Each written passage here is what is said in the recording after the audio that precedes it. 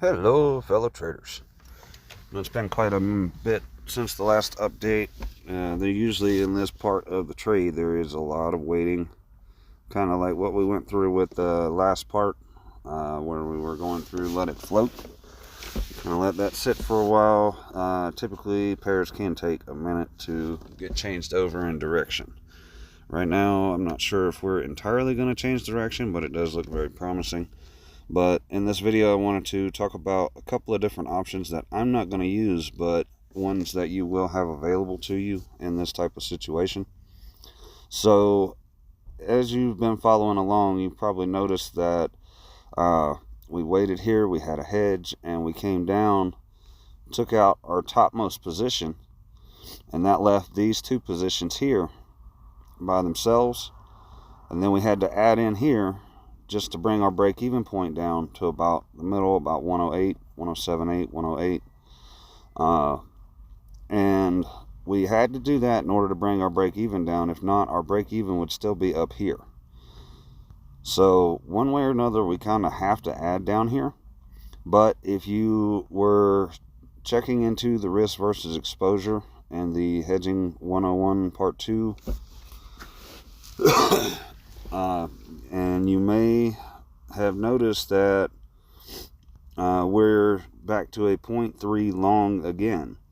If you didn't want to be in a 0.3 long again from this position, you would actually put in the buy still all the same, but then you would also put in a sell down here for whatever value you don't want to be long. So if we were trying to work this out in parts, what I would have to do is, let's say I took a short here as well. If I put a short 0.2, that's the same as having a 0.1 long from down here. So if we had hedge down here and put a 0.2, we would have a 0.1 long. If that 0.1 long came up here, then we could use that to close out these two positions here, and then close out the hedge. If we were to be reversing back down, and it would have to require a second push down in order to clear completely out. I'm not going to use that route. I'm just going to use the straight route of trying to get out at break even right around our 107.8 with what I currently have. Might see if it'll go a little bit more, but 107.8 is about where I'm looking to get out. 108, to make sure that we get these positions cleared and make sure that we actually make something in the process as well. Now so far we've already made a little bit off of this trade. We've completely shifted our position. We were here, here, and here, with our break even being about right there.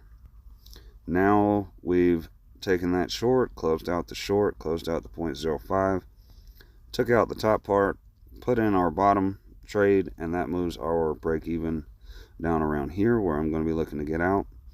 And again, if you were trying to manage this a little bit smaller, you could put a 0.2 here with that 0.1, because you have to do that to bring your break even down.